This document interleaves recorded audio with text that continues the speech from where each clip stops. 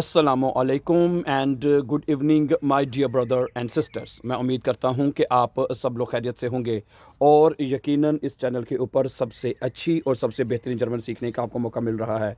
ठीक है, इस वक्त मैं ज़रा बाहर सैर करने के लिए आया था और आप देख सकते हैं कि एक गर्मियों में आपको पता है शाम का जो वक़्त है ना, बहुत ही खूबसूरत वक़्त होता है, इसमें कोई शक नहीं है। ठीक है, खामोशी होती है, इसमें कोई शक नहीं, लेकिन यह है कि बहुत ही पुरसकून और कहने के बहुत ही रिलैक्स होने वाली जो है वो शामें जो वो जर्मनी में मुझे तो बहरहाल लगती हैं। क्या ख्याल है? तो बाकी ये है कि मैंने कहा चलें आपके साथ थोड़ी सी गपशप भी की जाए और आप चूँकि लैंग्वेज के बारे में अक्सर आपके सवालात भी आते हैं तो उसके ऊपर भी बात कर ली जाए। ठीक है, तो ठीक है, देखें, जर्मन लैंग्वेज की अगर बात की जाए तो उसकी ज़रूरत किसको है? सबसे पहली बात तो ये है ना कि जर्मन लैंग्वेज की ज़रूरत किसको है ज़्यादा? ठीक है, एक तो वो लोग जो जर्मनी में रहते हैं उनको जर्मन लैंग्वेज की ज़रूरत है। क्या ख्याल है? क्योंकि देखें, अगर आप जर्मनी में रहते हैं तो उस कई काम चीज़ों के लिए ज़रूरत, देखिए सबसे पहली बात ये होती है कि हमें जर्मन लैंग्वेज आनी चाहिए, बातचीत करने के लिए हमें आनी चाहिए, कम्युनिकेशन के लिए हमें आनी चाहिए। देखें, यहाँ पे जब मैं खुद यहाँ पे नया आया था काफ़ी 15 साल पहले, तो मैंने यकीन करें हम अभी तक मुझे ये बातें याद हैं कि हमें लोगों को कहना पड़ता था कि जी आप हमारे साथ आएँ, हमारी किसी दफ़्तर में अपॉइंटमेंट है, हमने कागज़ सबमिट करवाने हैं, ये करना है, वो करना है, तो लोगों के साथ लोगों को लेके जाया करते थे। और यहाँ पे जब आपको पता, आप तो जानते ही हैं कि जर्मनी में हर जगह पे ऐसे ही है वैसे बाय द वे, कि हर बंदे के पास टाइम नहीं होता, टाइम निकालना पड़ता है। ठीक है, और इसलिए हर बंदा आपके लिए हर वक्त टाइम नहीं अवेलेबल यहाँ पे हो सकता। आपके अपने जो आपके इवन के अपने करीबी भी जो है दोस्त यार भी अगर हों तो उनके पास भी इतना टाइम नहीं होता कि वो आपके साथ हर मर्तबा किसी जगह पे अपॉइंटमेंट है, कभी आपको फ़र्ज़ करें किसी दफ्तर में जाना पड़ गया है, ओके, खुदा ना खास्ता कभी डॉक्टर के पास जाना पड़ गया आपको, तो कम अज़ कम बंदे को इतनी जर्मन लैंग्वेज तो ज़रूर सीख लेनी चाहिए ताकि बंदा अपनी कम्युनिकेशन तो कर सके। क्या ख्याल है? इतनी लैंग्वेज तो बंदे को हर सूरत में आ जानी चाहिए। और दूसरी बात मैं यहाँ पे ऐड एक मज़ीद इजाफ़ा ये करना चाहूँगा कि अगर आप जर्मनी में रहते हैं तो आपको सम टाइम बहुत सारे ऐसे लोग हैं जिन्होंने अपने वीज़ा को एक्सटेंड करवाना है, तो वीज़े के एक्सटेंशन के लिए आपको B1 की ज़रूरत होती है, क्या नहीं? एक ये चीज़, फिर इसके बाद ये तो आपको पता है कि शर्त है कि अगर आपने जर्मनी की नेशनलिटी के लिए अगर आपने अप्लाई करना है, नेशनलिटी अगर आपने लेनी है, तो कम अज़ कम फिर आपका B1 तो सर्टिफिकेट लाजमी रिक्वायरमेंट है उसकी। ठीक है, तो इसलिए B1 की शर्त को पूरा करना आपके लिए बेहद ज़रूरी है, चाहे आपने यहाँ पे नेशनलिटी लेनी है या आपने यहाँ पे मतलब कि अपने काम के लिए इसको आगे लेके चलना है। ठीक है ना, तो वो तो ज़रूरी है। उससे बढ़ के भी मैं फिर भी बात करूँगा, उससे बढ़ के ये है कि आपने यहाँ पे रहना है, आपने यहाँ पे कम्युनिकेशन करनी है, बातचीत करनी है लोगों के साथ, अपने हमसायों के साथ, अपने नेबरहुड में अपने लोगों से बातचीत करनी है। ठीक है, फिर मैंने जैसे कहा आपकी कई जो टर्मीनें हैं, आपकी जो अपॉइंटमेंट्स जो आपकी होती हैं, उनको आपको डील करने के लिए आपको लैंग्वेज की अशद ज़रूरत पड़ती है और आपको ये सीखनी चाहिए। ठीक है, इसी तरह फिर बेशुमार कुछ स्टूडेंट्स ऐसे हैं, ठीक है, और आजकल जर्मनी में आपको पता है कि काफ़ी ज़्यादा जैसे आउसबिल्डिंग की अगर आप बात करें या अपॉर्चुनिटी वीज़ा, इस तरह की बेशुमार वर्क वीज़ा भी अगर आप बात करें, तो इस तरह बेशुमार जो हैं वो अपॉर्चुनिटीज़ हैं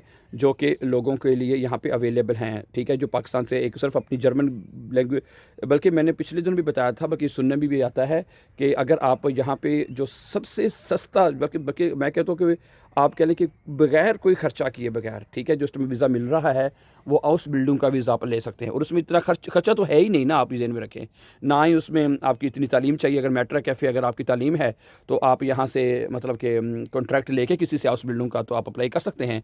लेकिन इसके ऊपर मैंने जहाँ के सुना है, यहाँ पे लोग बताते हैं हमें, जो स्टूडेंट्स हमारे पास पढ़ते हैं हमें आके बताते हैं, तो वो हमें बताते हैं कि जी ये सूरत हाल है, हमें हाउस बिल्डिंग के लिए वीज़े की ज़रूरत है और तालीम हमारी इतनी मैट्रिक कैफ़े हो या ज़्यादा हो जाए तो ज़्यादा अच्छा है। लेकिन जो रिक्वायरमेंट वो बताते हैं जी हमें कम अज़ कम B1 का जो सर्टिफिकेट है वो B1 हमें चाहिए, ताकि हम इसके लिए फिर जो है वो एलिजिबल हो सकते हैं अप्लाई करने के लिए। ठीक है, तो मैं आपसे यही कहूँगा कि आपको ज़रूर इससे अगर कोई ऐसी अपॉर्चुनिटी मिलती है कि अगर आपको यहाँ पे आने का मौका मिलता है तो इससे बढ़ के क्या हो सकती है। और हाउस बिल्डिंग एक ऐसा वीज़ा है, ऐसा एक अपॉर्चुनिटी कि उसमें आके आते साथ ही आपको काम भी मिल जाता है, रहाइश का भी मसला नहीं होता। ठीक है, बंदा साथ जो बंदा हाउस बिल्डिंग कर रहा होता है, ठीक है, उसमें बंदे को साथ साथ पैसे भी वो एज अ सैलरी भी साथ साथ उसको मिल रही होती है, कम 1000-1200 यूरो मिल रहे होते हैं, मैंने अक्सर सुना है। ठीक है, या कम अज़ कम 700-800 यूरो तो बंदे को मिल रहा भी होता है। इसके साथ साथ फिर आप बंदा पार्ट टाइम जॉब भी बंदा कर सकता है, काफ़ी चीज़ें बंदा इसमें फिर मतलब कि कर सकता है। ठीक है, तो मैं तो आपको यही कहूँगा कि ठीक है, जो जिनके पास ये मौका है,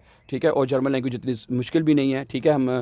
हमारा देखें, जैसे मैंने खुद, अगर मैं अपनी एग्जांपल बात करूं, मैंने खुद यहाँ पे आके जर्मन ज़ुबान सीखी है, ठीक है। अगर मेरे जैसा बंदा एक जर्मन ज़ुबान सीख सकता है और फिर सिखा सकता है, सबसे बड़ी बात देखें ना, सीख लेना भी चलो एक बात है, और उसके बाद सिखाना लोगों को, ठीक है।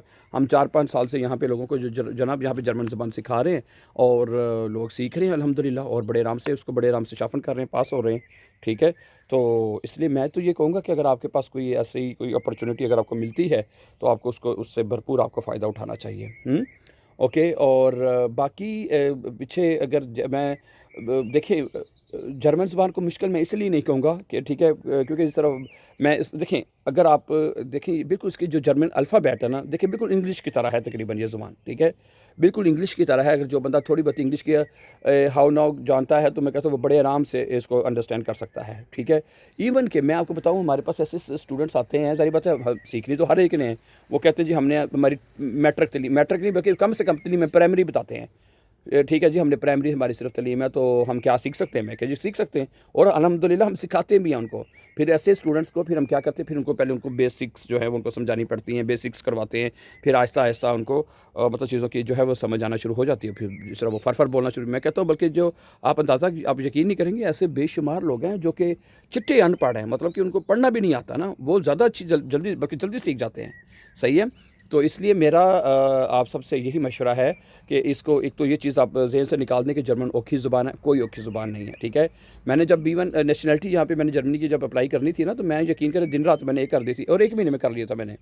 सिर्फ 1 महीने में मैंने B1 का इम्तिहान पास करे, तो सर्टिफिकेट मुझे मिल गया था, फिर अप्लाई किया। इस तरह बेशुमार लोग हैं जो हमें बताते हैं, हमें मैसेजेस करते हैं। देखिए इतना माशाल्लाह, मैं तो कुछ भी नहीं इस मामले में, बड़े बेशुमार लोग हैं, उनमें से आप भी हो सकते हैं। वो कहते हैं जी हमने सिर्फ आपके यूट्यूब चैनल को वॉच किया है, और उसके चैनल के थ्रू हमने B1 पास कर लिया है। इतने ऐसे लोग भी टैलेंटेड हैं, क्या ख्याल है? तो आप लोग भी इससे फ़ायदा उठा सकते हो, और आपको उठाना भी चाहिए, ठीक है।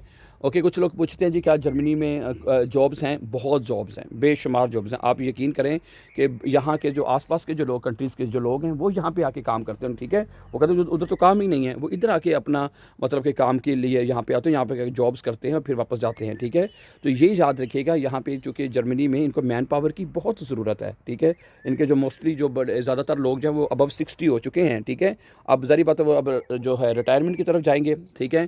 तो जब वो रिटायरमेंट की तरफ जाएंगे, तो उसके बाद फिर उनको ज़ाहिर बात है जो उनकी जो खाली जगह पुर करनी है, वो तो उन्होंने पुर करनी ही करनी है, ठीक है ना। तो इसलिए उनको यहाँ पे बेशुमार लोगों की ज़रूरत है, इसमें कोई शक वाली बात नहीं, बेशुमार उनको लोग चाहिए। तो मैं ये कहता हूँ आप भी उनमें से एक हो सकते हैं, ठीक है। क्योंकि देखिए ये हर बंदे का ख्वाब होता है। मैं ये एक बात बताऊं कि जो बंदा यहाँ बाहर आ जाता है ना, वो अब खुद भी सेट हो जाता है सेट, इसमें कोई शक नहीं वाली बात है ही नहीं है, ठीक है। और वो अपनी फैमिली के लिए, जो पीछे उनकी फैमिलीज़ हैं अपने फैमिली के लिए भी बहुत कुछ कर सकता है, उनको अपने पाँवों पर खड़ा कर सकता है, उनके लिए काफ़ी चीज़ें, अच्छी सहूलियात उनके लिए प्रोवाइड कर सकते हैं। बल्कि आजकल तो ये है कि अगर आप फैमिली हैं, बाइश पे अगर आपके मतलब फैमिली है, आपकी बीवी हैं, बच्चे हैं, तो मतलब आप उसके बाद उनको भी स्पॉन्सर कर सकते हैं, उनको भी मतलब कि अपने यहाँ पे बुलवा सकते हैं। तो मैं ये कहता हूँ कि ठीक है। दूसरा, हमारे आप इसी यूट्यूब चैनल के ऊपर जर्मन भी सीख सकते हैं, ठीक है। और इस चैनल को सब्सक्राइब भी कीजिए, ताकि आने वाले इंपॉर्टेंट लेसन भी आपको टाइमली मिलते रहें, ठीक है। और जो भी लेटेस्ट इन्फॉर्मेशन होती है या अपडेट होती है, वो भी हमेशा आपके साथ शेयर की जाती है। तो मज़ीद अच्छी वीडियोज़ के लिए और ईजी और फास्ट जर्मन सीखने के लिए हमारे इस चैनल को सब्सक्राइब कीजिए, ताकि आने वाले इंपॉर्टेंट लेसन आपसे रह ना आए, ठीक है। बहुत शुक्रिया, अपना ढेर सा ख्याल रखिएगा। इंशाल्लाह दोबारा फिर इस तरह की जल्दी नए मौजू और नए लेसन के साथ आपसे बात होगी। अपना ढेर सा ख्याल रखिएगा। टेक केयर है। अल्लाह हाफ़िज़। अस्सलाम वालेकुम।